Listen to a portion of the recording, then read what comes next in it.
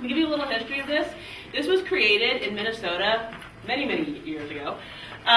There were women that had come to the shelter in Duluth, Minnesota, right? And all of them had been abused at the hands of their husbands. And as the people working with these women were listening to their stories, they realized, okay, they have the same stories over and over again. They're talking about the same types of behaviors that they've experienced at the hands of their abusive husbands. Right, so they created this thing called a power and control wheel, which was kind of isolating the different behaviors that they were seeing these women talk about in their stories. And then over the years, it's evolved, so that now there's one for teenage partners, there's one for gay, lesbian relationships. Okay, there's one for any relationship that can exhibit some power and control. There's been a power and control wheel created for it. And it's also become gender neutral, because we know that it's not just guys that abuse females, right, physically. Females can be just as abusive, but they can physically abuse male partners too. So if we look at this, and we look at some of the different behaviors, I'm going to run through these really quickly. So if we look at peer pressure, which it's not quite the same order here, but they're the same. Peer pressure, which is threatening to expose someone's weakness or spreading rumors, telling malicious lies about somebody, and this can be done many different ways, right? Especially with technology. Posting something on Facebook, right, that's harassing, or that's spreading a rumor about somebody, or sending text messages about somebody that spreads around the school really easily, right? So that can be done several different ways, not just whispering a secret in someone's ear. Would sending pictures be under that one? Sending pictures would be under peer pressure, yes. And we'll talk about sexting and the dangers in that as well. Anger and emotional abuse, making someone feel bad about themselves, calling them names, humiliating somebody or making them feel guilty about stuff. Okay? Using social issues, treating them like a servant, acting like the master of the castle, right? I mean, think about it. We all grow up in different environments, right? We all have different adults who we look at as an example of what we want our relationship to look like, whether it's a father, a mom and dad, or aunt or uncle, or grandparents, whoever, right? They all usually fall into certain roles. And maybe the male falls into the role where he is the one that goes out and works and comes home and changes the oil in the car and mows the lawn. And maybe the woman has taken the role of cooking and cleaning and doing the domestic household stuff, right? Well, that doesn't mean that we get to come to the table and tell our partner what they're going to do, right? Woman, you better get in the kitchen and cook me some food. Right? No, that's not okay. You don't get to tell your partner what they're going to do. You guys decide those roles together, right? And it's never okay to act like I am the man or I am the woman, regardless of who you think, and you have control and the power to say what you want to say in that relationship. It's a joint venture relationship is, right? So sexual coercion, manipulating or making threats to get sex, getting someone pregnant, threatening to take the children away, or getting someone drunk or drugged to get sex. So manipulating someone to get sex, in the video I'm going to show you next, you might see how it's not so obvious all the time. It's not just what we would think would be rape or sexual assault, right? Sometimes it can just be coercion and using that manipulative behavior to try to get somebody to do something they're not ready to do. When there's children involved, and we'll talk about that a little bit later too, using those children as a way to try to control somebody else, right? If you don't do what I want you to do, I'm going to take the kids away from you, and I can do that. Or however they want to threaten you and taking those kids away. Or getting someone pregnant on purpose. And we'll talk about what that is. Birth control sabotage, one of the questions on your test and stuff, and what that looks like. I'm going to read you a story. And when I stop, I want you to tell me from the power and control wheel what type of behavior you hear being exhibited in this story, okay? All right, so my name is Monica, and I'm 15 years old. When I was 13, I met a guy named Joe, who was about a year older than me. He was funny, athletic, and loved music. He seemed to be confident and happy, like I wanted to be. We did a lot of fun things together, and he made me feel like the most beautiful girl in the world. He was always telling me how much he loved me and how he wanted to spend every second with me. We hung out all the time, which is great when you're getting to know someone, but it got really intense.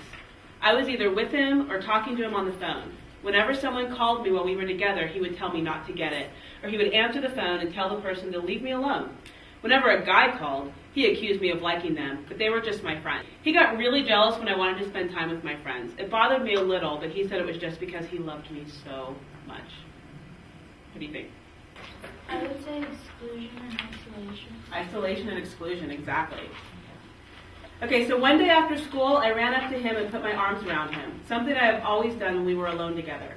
He just stood there for a second, then moved away. He and his friends started laughing at me, and I felt really confused. I started to confront him, to ask him why he was treating me this way, but he just glared at me and told me to shut up. I started to ask again, but this time he hit the locker really hard and said, "I told you to shut up." I was scared. I'd seen him lose his temper before, like the time he ripped up the homework I was working on because I wouldn't pay attention to him, but this one felt different. Anger and emotional abuse? Anger and emotional abuse. Do you see anything else in there? Intimidation, right? And threats. So Joe started getting really bossy, making me do things for him, like finish his homework or buy him lunch. I asked him if he wanted to go see a movie over the weekend, but he just said no. Later, he made me go to the park with him, even though that's not what I wanted to do. It started to seem like it didn't matter what I wanted. Whatever Joe wanted was what happened. If I ever tried to talk about things, he got really mad and said if I was a good girlfriend, I would want him to be happy and stop acting so selfishly. Peer pressure is part of that. What do you think? You're going to do what I want to do. Using privilege. Using privilege, right? Using that social status. Okay, sometimes he was really sweet to me, telling me I was beautiful, smart, fun to be with. But when he got in his moods, he called me a bitch, a whore, and told me I was fat. If we were hanging out at my house, one time we were hanging out at my house with my sisters, and he started calling me names in front of them. It was terrible, so I asked him to leave. Later, he called and told me how much it hurt him that I kicked him out of the house. He told me that if I loved him, I wouldn't do things like that. I felt really guilty for hurting his feelings. Blaming. Emotional abuse, and what did you say? Emotional abuse. Emotional abuse, and I heard somebody else say blaming. Right, exactly. It's your fault. It's your fault that you kicked me out of the house even though I was calling you names, right? Okay. I thought about breaking up with him because I knew I wasn't as happy as I used to be. But every time I brought it up, he told me he'd kill himself if I broke up with him. He told me he couldn't live without me. I could tell he really loved me when he said these things, so I always decided to stay with him. Things would go along smoothly for a while, and I'd feel really excited that the old Joe was back. But it seemed like every time I let my guard down, something bad would happen. Like the time I tried to walk away when we were in a fight, and he grabbed my arm, pushed me back in the chair. That really scared me, and another time he pushed me because he saw me talking to a guy at school and thought I was trying to get with him. He usually did this when we were alone, so no one knew it was happening. He actually felt really bad afterwards. Anger. Yep, anger, physical violence. There's not a one on physical violence there, huh? What about like a honeymoon stage? The honeymoon stage is over, right? And they go back. And the honeymoon stage after something like that physical violence happens, right? And then there was sex. After dating for a while, we decided to have sex. I was really nervous because I'd only had sex with one other guy. But he made our first time really special, or so I thought. Then I overheard him bragging about it to his friends at school the next day. When I confronted him about it later, he told me if I couldn't handle it, he'd get back together with Lizzie, who was more than happy to have sex with him again. I didn't want that to happen, so I let it go and tried to please him sexually. I didn't want him to cheat on me either, so I gave in to what he wanted. The threatening, if you don't give me what I want, then I'm going to go get it from somebody else, right? Okay, after a while, everything got so confusing in my head. He told me that our problems were all my fault and said if I would stop making him so mad, he wouldn't act that way. He didn't see things the same way I saw them. I wasn't okay with the pushing and yelling, but he said that's just what happened in every relationship, and told me that maybe I just wasn't ready for a real relationship. I wanted to make him happy, so I just apologized and said, I love you, let's make it work. I mean, if you think about it, right, 85% of the time when you're in a relationship that may not be so fun, it's that 15% of the time that they maybe call you names or you guys are fighting and it gets a little controlling. 85% of the time, it's the best thing that ever happened to you, right? So you don't want to give up that 85% of the time because that 15% of the time is kind of hard, right? So does it mean if somebody's abusive that you have to walk away? You'll look at some of the stats that I talk about later. I mean, 80% of girls in an abusive, teenage girls in an abusive relationship stay with their abuser, all right? Because you don't want to give up that 85%. So, I mean, it does come down to you making personal decisions on what's best for you or your children if you have them. But again, those are decisions that you have to make. So, because like I said, nobody wants to give up the good times, right?